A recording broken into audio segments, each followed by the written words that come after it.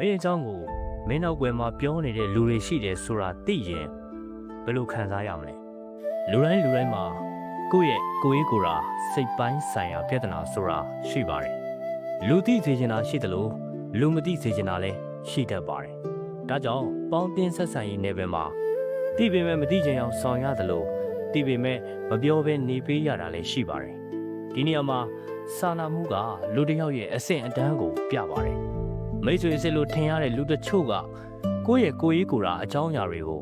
အတင်းထုတ်တဲ့အခါပုံကြီးချဲ့တဲ့အခါကိုကသိပေမဲ့မသိချင်အောင်ဆောင်လိုက်ရတာလည်းရှိပါတယ်နောက်တစ်ခါသူတို့ပုံကြီးချဲ့လို့တီးသွားတဲ့လူတွေကမထိကလို့ထိကလို့နဲ့ခနဲ့တဲ့ရည်တဲ့လာပြောတဲ့အခါဘာမှပြန်မပြောဘူးဒါပေမဲ့တီးမခံနိုင်တဲ့တနေ့ပြန်ပြောရင်လည်းတယောက်မျက်နှာတယောက်ကြည့်နိုင်တော့မှာမဟုတ်ပါဘူးပြောချင်တာကဘာကြောင့်လူမှုရေးနယ်ပယ်မှာစီးမထားတာလဲဘာကြောင့်ကိုယ့်ရဲ့ပါဇက်ကိုစီးကန်းရှိအောင်မထိန်သိမ်းတာလဲ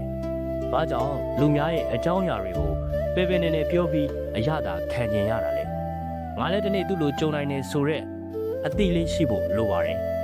လူတယောက်ရဲ့အဆင့်အတန်းကငွေကြေးချမ်းသာဖို့မဟုတ်ပါဘူးလူတယောက်ရဲ့အဆင့်အတန်းကပါဇက်စီးကန်းရှိဖို့နဲ့စာနာနားလည်ဖေးမတတ်မှုပါပဲကိုယ်တိုင်နဲ့စကားပြောရမှာစီးထားဖို့အတွက် comment မှာသတိထားမယ်လို့ရေးခဲ့ပေးပါခင်ဗျာ